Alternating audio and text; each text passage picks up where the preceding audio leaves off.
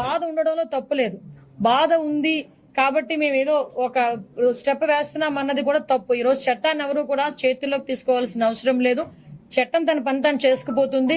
దయచేసి ప్రతి ఒక్కరు కూడా సంయమనం పాటించండి. బోత్ పార్టీస్, నేనేం చెప్తానంటే బోత్ పార్టీస్ మన తాలూకా రాజకీయంగా మన ఉనికి కాపాడుకోవడానికో లేకపోతే బురద జల్లే కార్యక్రమానికో కామన్ పీపుల్ ని ఇబ్బందులు పెట్టే పరిస్థితి తెచ్చుకోకూడదు.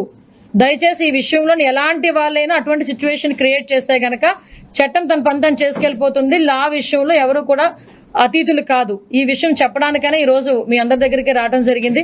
దయచేసి ఒకటే చెప్తున్నా, అన్ని పార్టీల వారికి, ఇటు వైఎస్ఆర్సీపీ పార్టీ వాళ్ళకి, టీడీపీ పార్టీ వాళ్ళకి, జనసేన వాళ్ళకి అందరికీ కూడా మనం చట్టాన్ని ఏ రోజు కూడా చేతుల్లోకి తీసుకోవద్దు. మనం చట్టాన్ని చేతుల్లోకి తీసుకొని మనం వాళ్ళు చేసిన ట్రాప్ లో మనం పడొద్దు. నేను అది చెప్తున్నా, వాళ్ళు వేసిన ట్రాప్ లో అనవసరంగా మనం పడొద్దు. చట్టాన్ని ఎవరు కూడా చేతుల్లోకి తీసుకోకండి.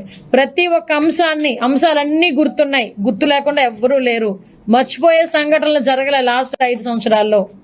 కాబట్టి దయచేసి అన్ని గుర్తున్నాయి, అన్నిటికీ సమయం రావాలి. అలాగని చెప్పి మనం లాని అతిక్రమించి మనం చేయాల్సిన అవసరం లేదు. దేన్నైనా కూడా మనం యాజ్ పర్ రూల్ మనం చేసుకోవచ్చు.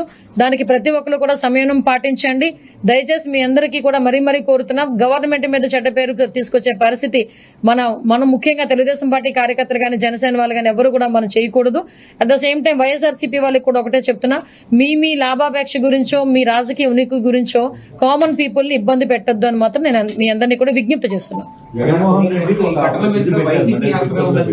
నేను సారీ ఒకరు చెప్పండి.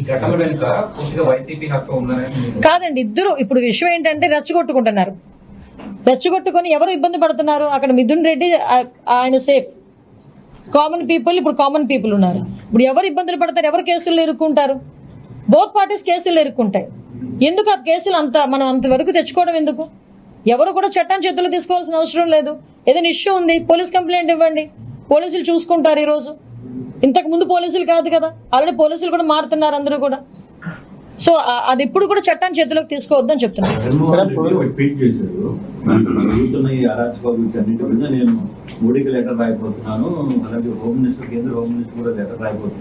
ఆ లెటర్స్ రాస్తూ కూడా ఈ 5 సంవత్సరాల్లో వాళ్ళ బాబాయ్ హత్య గురించి, సునీత గారి పోరాటం గురించి, అట్ ద సేమ్ టైం మన డాక్టర్ సుధాకర్ గారి హత్య గురించి, జడ్జి రామకృష్ణ గారి మీద అఘాయిత్యాల గురించి, ఇంకా పుస్తకాలు రాయొచ్చండి. వాటన్నిటి మీద కూడా ఒక నివేదిక ఇవ్వమనండి.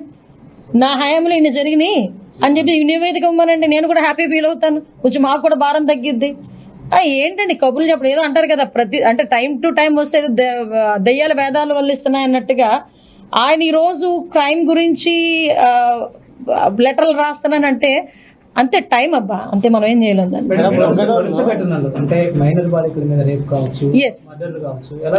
ఏంటి ఒకటి మాత్రం క్లియర్ అండి, ఈ రోజు జరుగుతున్న సంఘటనలో ఇప్పుడు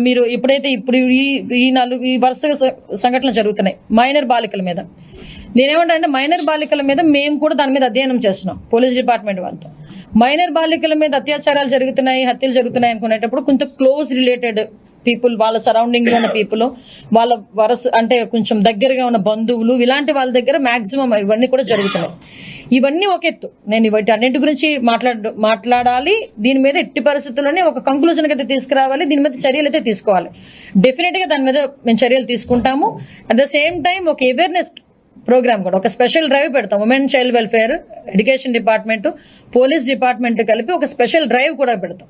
ఒక 6th క్లాస్ లోపు పిల్లల వరకు కూడా ఒక బ్యాట్ టచ్ ఏంటి, గుడ్ టచ్ ఏంటి అన్న విషయంలో అవేర్నెస్ తీసుకురావడం. కానీ 6th క్లాస్ తర్వాత కూడా అప్ టు 18 years వరకు, అప్ టు కాలేజ్ లెవెల్ వరకు కూడా వాళ్ళకి ఏంటంటే చాలా మంది ఏం చేస్తున్నారంటే, నేను చాలా కేసులు చూస్తున్నాను, చాలా మంది ఏంటంటే 8th క్లాస్ 9th క్లాసుల్లోని పిల్లల్ని పాపం ట్రాప్ చేయడం, ఆ పిల్లలు చనిపోవటం, ఇలాంటి సంఘటనలు జరుగుతున్నాయి. వాటికి కూడా మేము ఒక అవేర్నెస్ క్రియేట్ చేయడానికి, వాళ్ళకి కూడా పేరెంట్స్ కి టీచర్స్ కి at the same time students కి ఒక డ్రైవ్ కూడా ఏర్పాటు చేయడానికని మేము అందరం కూడా సిద్ధపడ్డామండి. ఇవన్నీ ఒకటైతే నేనేమంటానంటేనండి, పాస్ట్ జరిగిన పోలీసు వ్యవస్థ మొత్తం అంతా నిర్వీర్యం అయిపోయింది. మీరు నమ్ముతారా? ఒక ఫింగర్ ప్రింట్ సిస్టమ్ ఒకటి ఉండేది. ఒక క్రిమినల్ ఎక్కడైనా పట్టుబడ్డాడు అనుకోండి, వాడి కనుక ఫింగర్ ప్రింట్ ఇస్తే వాడి మీద ఎన్ని కేసులు ఉన్నాయి మొత్తం అన్ని బయటకు వచ్చేస్తాయి. వాడు ఇంతకుముందు వాడి క్రిమినల్ హిస్టరీ అంతా బయటకు వచ్చేస్తుంది. అలాంటి సిస్టమ్ మొత్తం లేదు. ఈ లాస్ట్ 5 years అది పని చేయలే, డబ్బులు ఇవ్వలేదు, అది వర్క్ చేయడం మానేసినాయి. At the same time CC cams పని చేయలేదు, సీసీ క్యామ్లు బిగించినప్పుడు డబ్బులు ఇవ్వలేదు.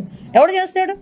ఈరోజు వ్యవస్థ అంతా కంప్లీట్, ఈవెన్ సెబ్ అని చెప్పి గాంజాయిని సెబ్కి ఇచ్చి ఎక్సైజ్ డిపార్ట్మెంట్ నుంచి దాన్ని పక్కకు తోసేసి సెబ్లో కూడా దానికి సెపరేట్ గా కాన్సన్ట్రేషన్ లేకుండా గంజాయిని విపరీతంగా పెంచేశారు.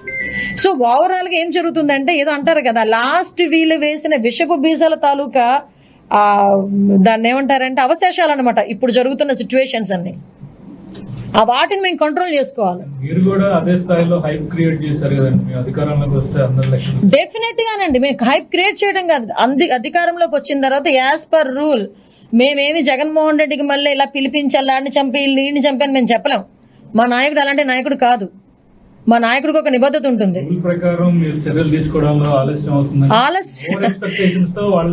లేదు, అదే మేము చెప్తున్నామండి. ఏమండి, ఈ రాష్ట్రంలో చంద్రబాబు నాయుడు గారి కన్నా ఎక్కువగా ఇబ్బంది పడ్డవాడు ఎవరు ఉన్నారండి చెప్పండి. చంద్రబాబు నాయుడు గారు ఉన్న స్టేచర్కి చంద్రబాబు నాయుడు గారి కన్నా ఎక్కువ ఇబ్బందులు పడ్డ వాళ్ళు ఎవరైనా ఉన్నారా? లేదు లేదు, మీరు ఒకటే నో నేను ఒక మాట చెప్తున్నానండి. కార్యకర్త స్థాయిలో కార్యకర్త సఫర్ అయ్యారు, ఒక ఎక్స్ఎమ్మెల్యే స్థాయిలో నేను సఫర్ అయ్యాను, ఎమ్మెల్యేల స్థాయిలో కొంతమంది ఎమ్మెల్యేలు సఫర్ అయ్యారు.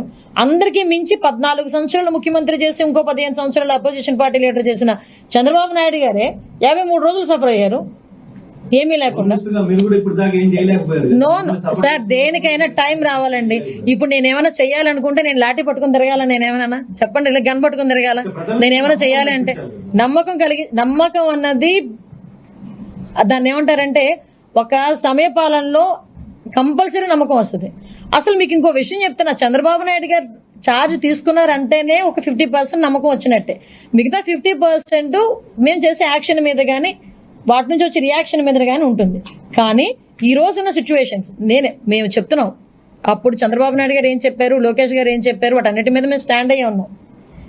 ఎవరిని కూడా చట్టపరంగా వాళ్ళందరినీ కూడా మేము చూసుకుంటాం, వాళ్ళందరి సంగతి మేము చూసుకుంటాం. కానీ ఏ కార్యకర్త కానీ ఎవరు కూడా చట్టాన్ని తన చేతిలోకి తీసుకోవద్దు, దాని సమయాన్ని పాటించండి. దీనివల్ల పార్టీ నష్టపోతుంది, ప్రభుత్వం మీద చెడ్డ పేరు వస్తుంది.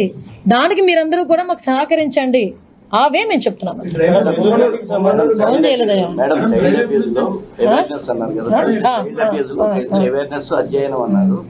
But there must be a strong warning from government side. Sure అండి. ఇప్పుడు మీకు సార్ కూడా లాస్ట్ టైం చెప్పారు, ఏదైతే మైనర్ల మీద జరుగుతున్న వాటి మీద ఇమీడియట్ గా ఫాస్ట్ ట్రాక్ కోర్ట్స్ కూడా పెట్టి, స్పెషల్ కోర్ట్స్ కూడా పెట్టి తొందరగా జడ్జిమెంట్లు వచ్చే కార్యక్రమాన్ని కూడా, అంటే విత్ ఇన్ 2-3 months లో.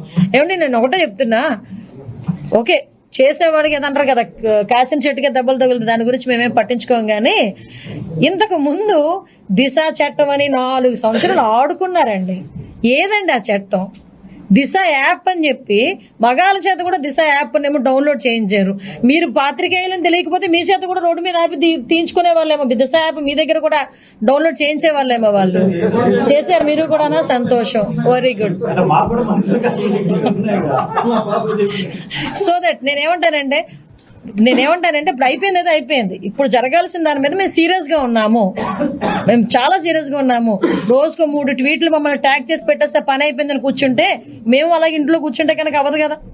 కంపల్సరిగా దీని మీద ఏదో అంటారు కదా, రూట్ లెవెల్ వరకు కూడా ఇబ్బంది లేకుండా చూసుకోవాల్సిన బాధ్యత తీసుకోవాలి. కాబట్టి దానికి కూడా పార్టీ క్యాడర్నే కాదు, ప్రజల్ని కూడా సహకరించమని మేము కోరుకుంటున్నాం.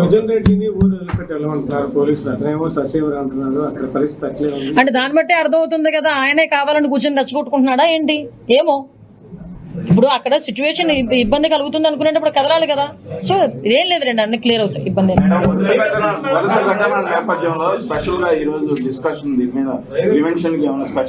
ఏం లేదండి. అసలు యాక్చువల్ గా ఈ రోజు మీకు అందరికీ తెలుసు, ఒక వైట్ పేపర్ రిలీజ్ అనుకున్నా, మీది అసెంబ్లీలో తీసుకుంటాం. ఎందుకంటే చాలా సీరియస్ ఇష్యూ. ఎందుకంటే last time law and order విషయంలో కంప్లీట్ గా ఫెయిల్ అయింది గవర్నమెంట్. స్పెషల్ డ్రైవ్ మేము కమిటీ ఏర్పాటు చేసుకుంటున్నాము. రోజు మీరు అన్నది కరెక్టే, ఎక్కడో అక్కడ మీరు అదే చెప్తున్నా. మనం కూడా ఇక్కడ సిచ్యువేషన్స్ ఎలా ఉన్నాయంటే, చిన్న పిల్లల మీద అత్యాచారాలు అనేసరికి అసలు ఎట్టి పరిస్థితిలోని టాలరేట్ చేయకూడదు. ఆ టాలరేట్ చేయలేని ఆ సిచ్యువేషన్ లో కంపల్సరీగా మనం కూకటి వెళ్తూ దీన్ని పెకిలించాలనుకుంటే కనుక తల్లిదండ్రుల దగ్గర నుంచి కూడా అవేర్నెస్ రావాలి. వాళ్ళకి కూడా తెలియాలి ఏం జరుగుతుంది, తల్లిదండ్రులకి, టీచర్స్ కి, పిల్లలకి, అందరికీ కూడా. So women and child welfare, education department and home department 3 కలిపి తీసుకుంటున్నాం.